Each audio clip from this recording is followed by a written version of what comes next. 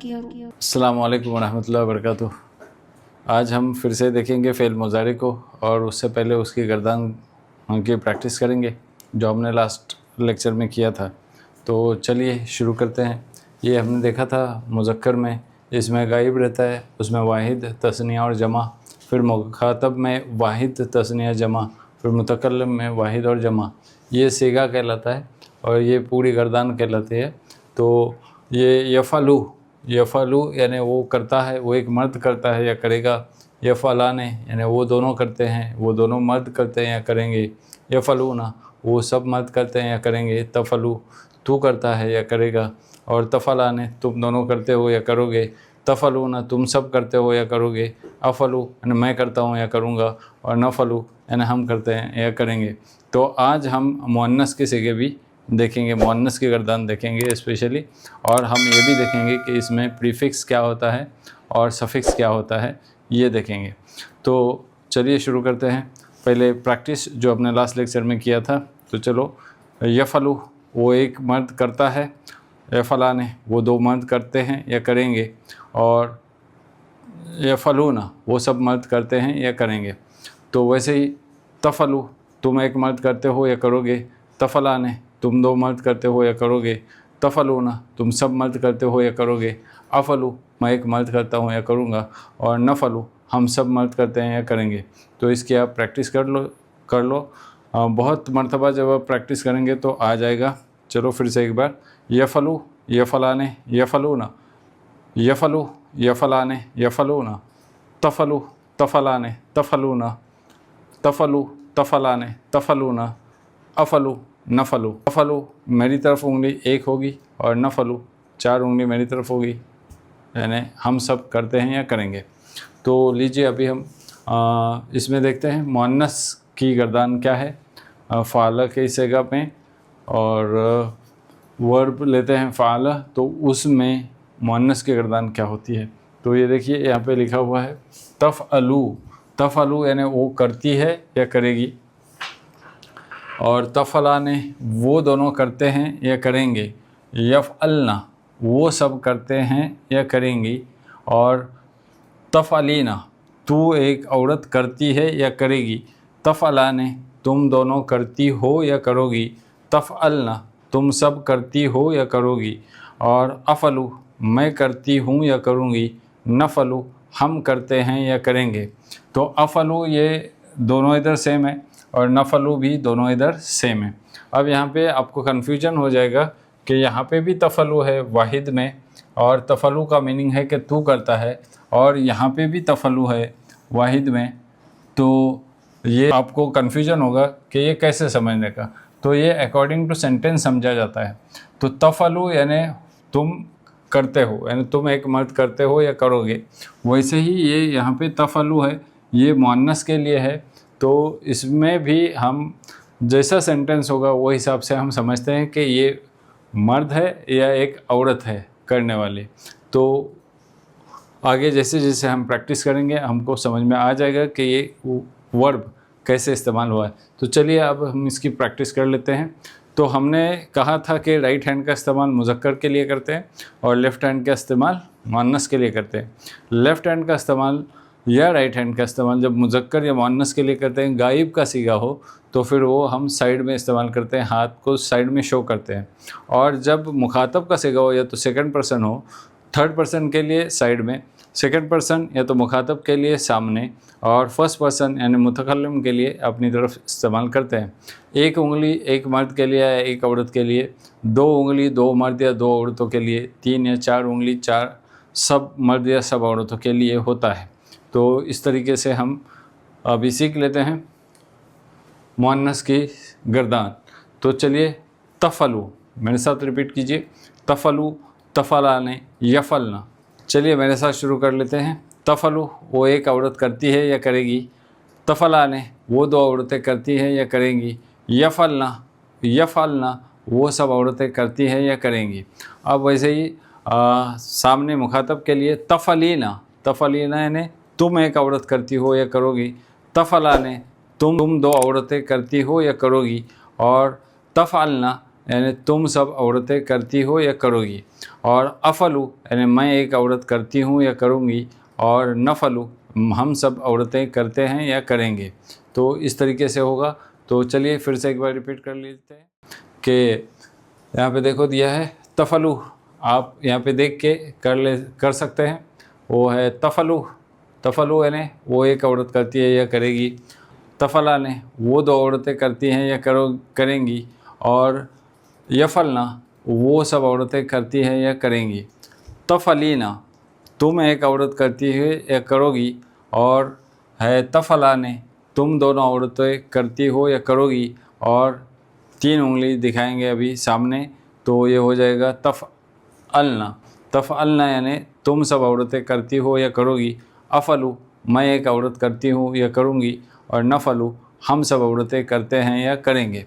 तो इस तरीके से। और एक कन्फ्यूजन मैं आपको बताता हूँ कि यहाँ पे देखो तफ़अलाने है ना, तफ़अलाने, ये तफ़अलाने यहाँ पे भी इस्तेमाल हुआ है, ये तफ़अलाने यहाँ पे भी इस्तेमाल हुआ है, और ये तफ़अलाने यहाँ पे भी इस्तेमाल हुआ है। ये तफ़अलाने जो इस्तेमाल हुआ है वो मुज़क्कर की गर्दान में इस्तेमाल हुआ है, और ये तफ़अलाने इस्तेमाल हुआ है वो मुअन्नस के गर्दान में इस्तेमाल हुआ है 2 मरतबा। तो ये भी मैं आपको बताता हूँ कि अकॉर्डिंग टू सेंटेंस होता है, कि वो सेंटेंस कैसा है वो हिसाब से समझते हैं कि ये तफ़अलाने मुज़क्कर का है या मुअन्नस का है। ठीक है, अब आगे देखते हैं। अब ये जो कुछ हमने वर्ब्स बनाए हैं उसमें देखो 3 हिस्से रहते हैं उसके। अब हमने यहाँ पे लिखा क त ब, क त और ब। ठीक है, तो क त ब में ये हो गया रूट वर्ड, इसको कहते हैं रूट वर्ड। तो फ़ाल ये भी हो गया रूट वर्ड, तो उसको ट्राइलिटरल वर्ड भी कहते हैं या तो सुलासी भी कहते हैं। तो रूट वर्ड इसको कहते हैं। तो तमाम मैक्सिमम वर्ब्स या मैक्सिमम अफ़ाल जो बनते हैं वो रूट वर्ड से बनते हैं, और वो रूट वर्ड ये अभी हम देखते हैं। यहाँ पे ये कतब है, तो ये कतब ये रूट वर्ड हो गया। अब अगर इससे पहले जो वर्ड लगेगा उसको कहते हैं प्रीफिक्स। तो ये प्रीफिक्स क्या होगा, या लगा तो प्रीफिक्स हो गया, और इसके बाद में जो वर्ड लगेगा उसको कहते हैं सफिक्स।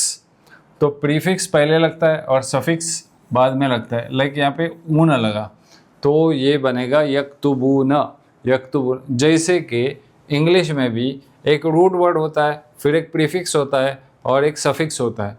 तो अगर हमने एक एग्जांपल ले लिया एग्री, एग्री को हम अगर यहाँ पे डिस लगाते हैं यानी ये प्रीफिक्स हो गया, तो ये डिसएग्री हो गया। और अगर हम एग्री को मेंट लगाते हैं तो ये बन गया एग्रीमेंट, यानी ये हो गया सफिक्स। तो एक प्रीफिक्स और एक सफिक्स। अब ये दोनों को भी मिला है तो एक लफ्ज़ में कभी कभी दोनों भी साथ में आ जाते हैं, तो प्रीफिक्स भी आ गया और सफिक्स भी आ गया, तो ये बनेगा डिसएग्रीमेंट। वैसे ही ये 4 तरीके से एग्जांपल दिया है। अपीयर है तो रीअपीयर, अपीयरेंस एंड रीअपीयरेंस। तो इस तरीके से भी फ़ेल मुज़ारे में भी कुछ सफिक्स रहते हैं, कुछ प्रीफिक्स रहते हैं। तो यहाँ पे देखो जब हम सिर्फ यक्तुबू लिखते हैं, सिर्फ हम यक्तुबू लिखें, तो यहाँ पे मुझे अभी बताओ कि यक्तुबू लिखने के बाद में यहाँ पे प्रीफिक्स कौन सा है,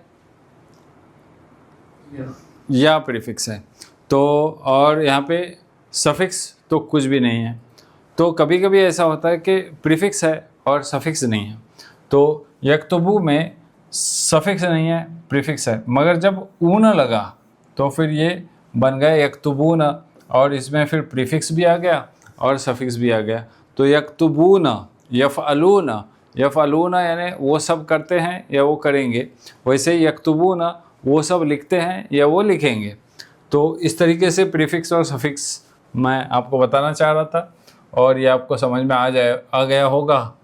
वैसे ही उर्दू में भी सेम स्टाइल में होता है। देखो यहाँ पे एक एग्जांपल दिया हूँ मैंने, समझ है तो उसको प्रीफिक्स लगाया, नासमझ हो गया, और इसको अगर हमने सफिक्स लगाया तो समझदारी हो गया, और अगर हमने इसको दोनों कंबाइन किया तो ना समझदारी हो गया। तो उम्मीद है यहाँ पे ना उम्मीद, उम्मीदवार और ना उम्मीद। तो इस तरीके से ये प्रीफिक्स और सफिक्स मुझे समझाना था, वो मैंने समझा चुका हूँ। ये और एक एग्जांपल यहाँ पे दिया है, देखो कतब है, तो कतब में यहाँ पे दिया है, ये वर्ड है एक्चुअली कतब, तो ये कतब को ये प्रीफिक्स लगा या ऊना, ये यक्तुबूना हो गया। तो वैसे ही दरब को भी हम कर सकते हैं। तजलिसीना एक वर्ड है, तो इसमें ता ये प्रीफिक्स हो गया। जलसा, जलसा एक्चुअली वर्ड है, जलसा यानी बैठना। तजलिसीना यानी ये जलसा को ईना लगा, ईना ये सफिक्स लगा, तो ये तजलिसीना बन गया। तो इस तरीके से बाकी और भी फेल या अफ़ाल हम बना सकते हैं। लाइक यदरिबूना, यदरिबूना, तो इसमें प्रीफिक्स कौन सा और सफिक्स कौन सा है बताओ? या प्रीफिक्स है और सफिक्स कौन सा हो गया? ऊना, ऊना ये सफिक्स हो गया। तो एक्चुअली वर्ड कौन सा हो गया? रूट वर्ड दरबा हो गया। ओके, तो यदरिबूना वैसे हो गया। अब यहाँ पे हमने लिखा कि तफ्तहूना या तो तफ्तहीना, तफ्तहीना, तफ्तहीना, तो इसमें प्रीफिक्स कौन सा हो गया और सफिक्स कौन सा हो गया? त प्रीफिक्स हो गया और सफिक्स ईना हो गया। तो फतह एक्चुअली वर्ड है, फतह यानी खोलना, तफ्तहीना है तुम एक औरत खोलती हो या खोलोगी, तो ये तफ्तहीना। तो इस तरह आपको समझा होगा। आगे चलते हैं। इसमें ये स्लाइड में ये बताने की कोशिश की है कि यहाँ पे किस तरीके से ता या और अलिफ और नून का इस्तेमाल किया जाता है, जिसको मैं इतना कहता हूँ। तो इतना का इस्तेमाल देखो, या का यफ़लूना हो गया, ता का तफ़लीना हो गया, अलिफ का अफ़लू हो गया और नून का नफ़लू हो गया। तो ये हमने पहले ही सीख चुके हैं। फ्यूचर टेंस में यानी जब फ़ेल मुज़ारे में, फ़ेल मुज़ारे किसे कहते हैं? जो एक तो उसमें ज़माने हाल होगा या तो एक तो ज़माने मुस्तक़बिल होगा, यानी वो करता है या वो करेगा।